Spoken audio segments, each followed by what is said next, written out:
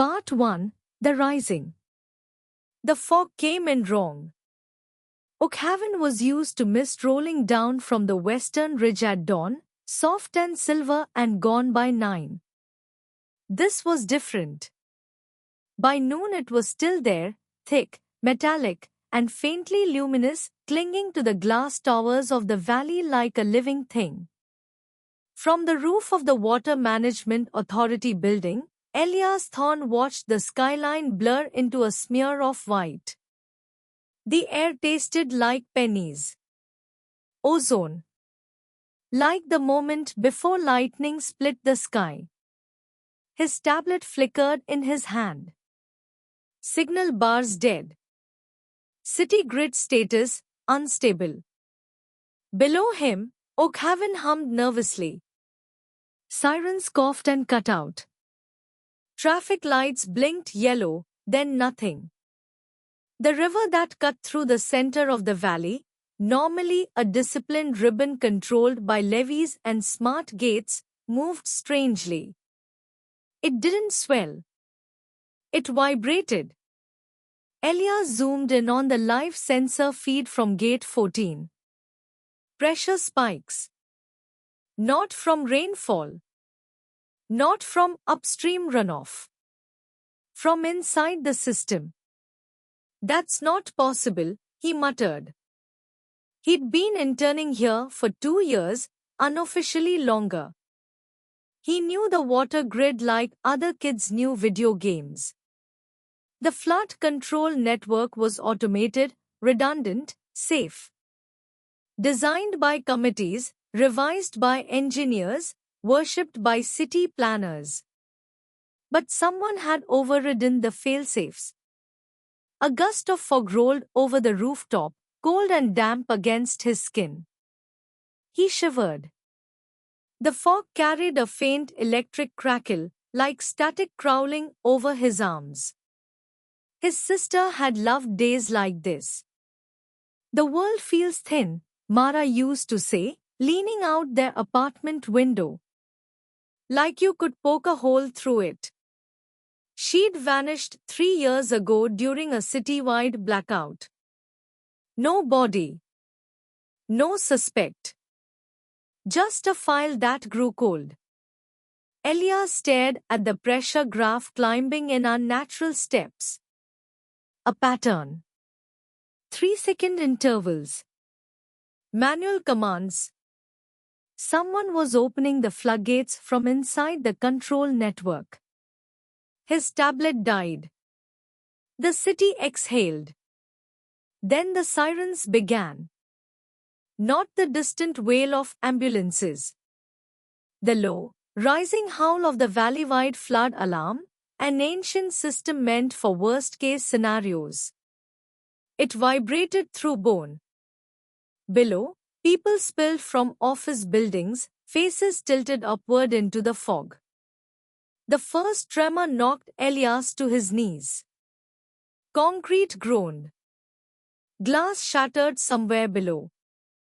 The river roared, not louder, but deeper, as if something vast had shifted beneath it. His comm unit crackled to life with a burst of static. All units, initiate evacuation protocol Delta.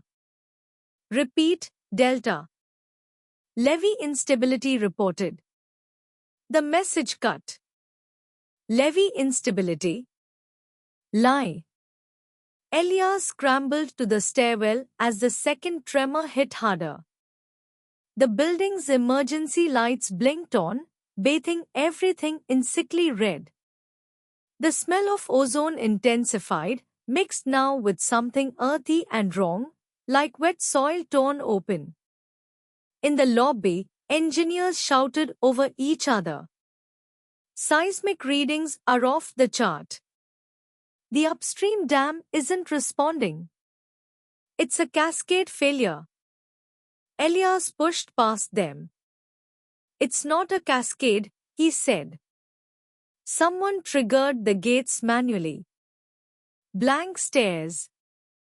Kid, not now. The floor bucked.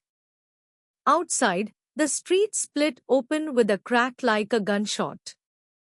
Water erupted from a ruptured main, icy and violent, slamming into parked cars. Within seconds, it wasn't just a burst pipe, it was a surge. The river had broken its disciplined shape and was spilling outward, claiming the valley floor. People screamed. The water was shockingly clear at first. Then it turned grey with silt and debris. Elias stepped into it without thinking. The cold stole his breath. It felt alive, clawing at his legs, dragging him sideways.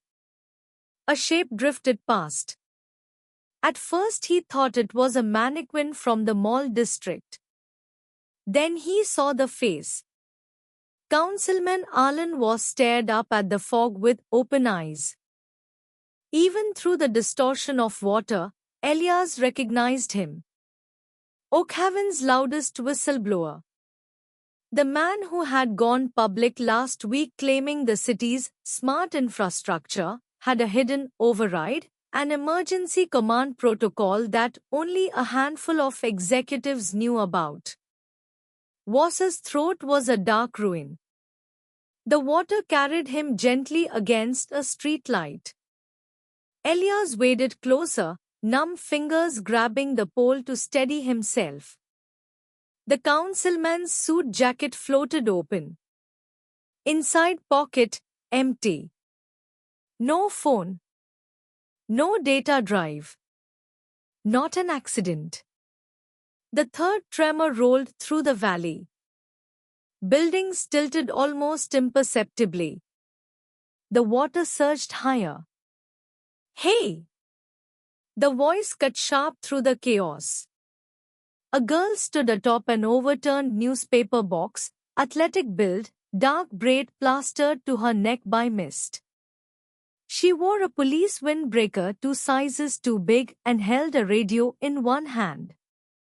"You're going to get swept under," she shouted. Elias pointed. "He's dead." She followed his gaze. Her jaw tightened, but she didn't look away. "I know who that is," she said. "My dad was assigned to his security detail." Her radio crackled. "Chief Reed to all units, priority extraction at," static swallowed the rest. The girl turned the volume down, as flicking back to Elias. "You saw him first." He nodded. "Was he like that when the water hit?" "Yes." The word felt heavy. She jumped down into the water beside him without hesitation, teeth clenched at the cold. Together they pulled the body onto the tilted hood of a car. Up close, the cut across Voss's throat was precise. Not jagged from debris. Clean. Murder before the flood.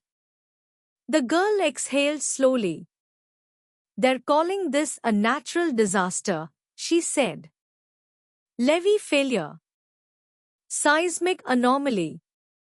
"It's not," Elias replied. "Someone triggered the gates from inside the system." She studied him. Not dismissive. Measuring. "Name." "Elias Thorne." Recognition flickered. "Water Authority intern. You testified at the Youth Council hearing about infrastructure transparency. You were there." "I listen." She extended a hand, firm despite the tremors still rippling through the ground. "Kaya Reed. Chief Reed's daughter." "Of course." The water reached the car's headlights. Around them, Oakhaven was drowning in slow motion. Sirens dopplered and died. The fog swallowed skyscrapers one by one until only their upper floors floated like islands. Kaya's gaze dropped to Voss's jacket. "He told my dad he had proof," she said. "Something about an architect." someone who designed the override protocol. Elias felt the pattern snapping into place in his mind. The flood isn't the disaster, he said quietly. It's the cover. Another surge slammed into them, nearly knocking Voss's body back into the current. Kaya grabbed Elias' arm. We can't stay here, she said. Evac points on Ridgeway Bridge. Highest ground in the valley. Elias looked toward the bridge barely visible through fog and rising water. If this was triggered manually, he said, then whoever did it will want any evidence gone. Including him. And us, Kaya said. Their eyes met. An alliance, born in freezing water and the smell of ozone. Behind them, a substation exploded in a bloom of blue light. The city's power grid collapsed with a sound like a dying animal, long, metallic, and final. The water climbed past their knees. Move, Kaya ordered. They left the body where it rested, already drifting again as the current strengthened. Above, the fog thickened, pressing down on Oakhaven like a lid. And somewhere within the failing grid, another command executed. The valley began to sink.